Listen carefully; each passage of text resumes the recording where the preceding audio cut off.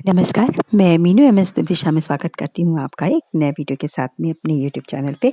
अगर आप मेरा वीडियो पहली बार देख रहे हैं तो मेरे चैनल को आप प्लीज़ सब्सक्राइब कर लें और बेल आइकन को दबाना ना भूलें। और दूसरा लाइक करें, शेयर करें, अपनी कमेंट बॉक्स में ज़रूर लिखें। गोवध द्वादशी का मैं वीडियो लेके आई हूँ आपके लिए। और दूसरा मैं बताऊँगी कि ये गोवध द्वादशी जो है वो रमा एकादशी के कार्तिक मास की कृष्ण पक्ष की जो रमा एकादशी है उसके दूसरे दिन आती है गोवध द्वादशी। इसका व्रत हमको करना चाहिए और कई माताएं जो हैं, कई बहनें अपनी जो है गोवध द्वादशी का व्रत के साथ में और जो है गोवध द्वादशी की गाय बछड़े की पूजा करती हैं। गोवध द्वादशी का पर्व कार्तिक पति द्वादशी को मनाया जाता है। ये पर्व गायों और बछड़ों का पर्व है। इस दिन गाय और बछड़े की पूजा की जाती है और इस दिन व्रत रखने वालों को प्रातःकाल स्नान करके गायों का और बछड़ों की पूजा करनी चाहिए। असल में इस बार मैं आपको बता दूं कि 2 दिन द्वादशी पड़ रही है। एक है 1 नवंबर को, ये 2 बज के कुछ मिनट पे लगेगी और दूसरी है 2 तारीख को नवंबर को। तो जो उदया तिथि में मानना चाहे वो 2 तारीख को करें और जो गोधूली में मानते हैं कि गोधूली में जब कृष्ण भगवान जी गाय को चराकर आते थे तो ये बहुत उनकी पूजा पाठ उनका पूजन करना चाहिए और उनकी पूजा की जाती थी। तो इस तरह से अगर देखा जाए तो आप गोधूली को लेते हैं तो 1 नवंबर को आप करें। तो अब मैं आपको बताऊंगी, उनको हल्दी, अक्षत, चावल, तिलक लगाएं, उनकी आरती उतारें, फिर आटे की लोई के अंदर यानी आटा गूंदें, लोई बनाएं। लोई में के अंदर देसी घी और गुड़ डालकर उसकी 2 लोई तैयार करें, 2, एक बड़ी एक छोटी। तो एक बच्चे की हो जाएगी, बछड़े की, और हो जाएगी एक गाय की।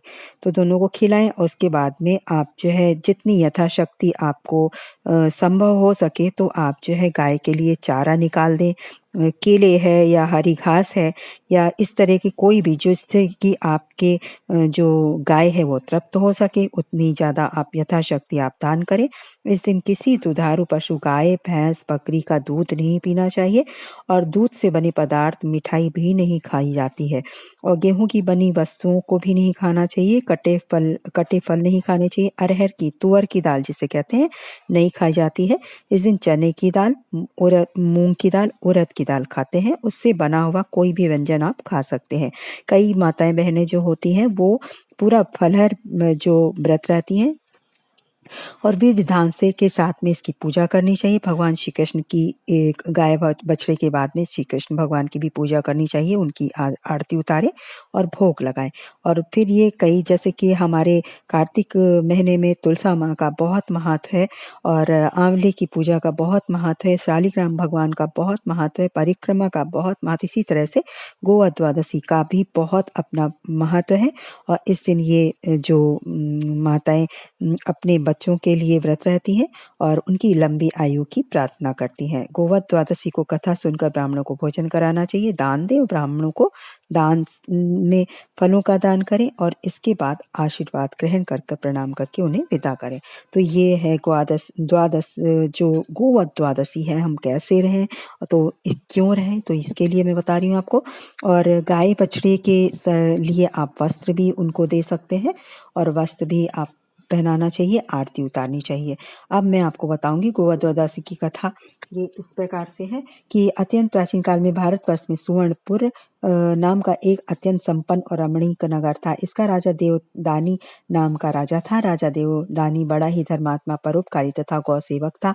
राजा देवदानी की 2 रानियां थी। राजा के पास एक गाय, बछड़ा तथा एक भैंस थी।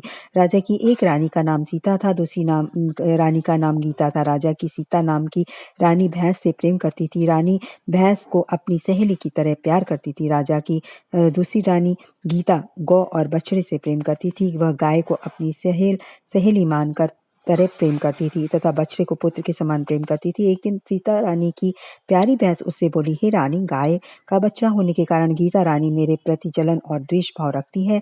इस पर सीता रानी ने भैंस को सांत्वना देते हुए कहा, तुम चिंता मत करो, मैं सब ठीक किए देती हूँ। इस पर सीता रानी ने गाय के बछड़े को काटकर उसी दिन गेहूं की बोरी में दबा दिया। इस बात का किसी को भी पता नहीं चल पाया। जब राजा देवदानी भोजन करने आया तो उसके सारे महल में फांस की वर्षा होने लगी। चारों तरफ मांस के लोथड़े और रक्त ही रक्त बिखरा हुआ था दिखाई देने लगा। खाना पकाकर जो उत्तम स्वादिष्ट भोजन रखा गया था वह मल और विष्ठा पखाना में बदल गया। यह सब देखकर राजा चिंतित हुए और सोचने लगे कि इस देवी का प्रकोप का क्या कारण है, ये उसके किस पाप का फल है। राजा सोच ही रहा था, उसी समय आकाशवाणी हुई, हे धर्मात्मा राजा देवदानी, तुम्हारी रानी सीता के गाय के बछड़े को काट कर गेहूं की बोरी में दबा दिया है, उसी के कारण यह सब हो रहा है। राजा इस आकाशवाणी को सुनकर बड़ा क्रोधित हुआ, उसे बड़ा क्रोध आया। वो विचार कर ही रहा था कि क्या करें क्या न करें कि इसी समय दोबारा फिर आकाशवाणी हुई, हे राजन, कल गोवध द्वादशी का व्रत है। इस दिन तुम अपनी भैंस को शहर से बाहर निकाल कर गाय और बछड़े का मन में ध्यान कर उनकी पूजा करना। गाय भैंस का दूध तथा कटे फलों को मत खाना, साथ ही गेहूं के बने किसी पदार्थ को तुम मत खाना। ऐसा करने से तुम्हारा पाप कट जाएगा और तुम्हारी रानी द्वारा काटा गया बछड़ा भी जीवित हो जाएगा। इस समय इधर सायंकाल जब रानी की गाय वन से लौट कर आई तो वह भी अपने बछड़े के बिना बड़ी बेचैन होकर रंभाने लगी। दूसरे दिन राजा देवदानी ने आकाशवाणी के अनुसार ही सब कुछ किया। पूजा करते समय जैसे ही राजा ने गाय के मृत बछड़े का स्मरण किया, वैसे ही वह गेहूं के ढेर से निकलकर जीवित होकर उसके सामने आ गया। यह देख बड़ा प्रसन्न और संतुष्ट हुआ। राजा ने उसी दिन अपने संपूर्ण राज में गोवध द्वादशी का व्रत करने की घोषणा अपने समस्त प्रजाजनों में करवा दिया। हे गोवध द्वादशी माता, जैसे आपकी कृपा से गाय का बछड़ा जीवित था, वैसे हमारे ऊपर भी कृपा करें। ये थी। आपको कैसे लगी कथा? इसी के साथ नमस्कार।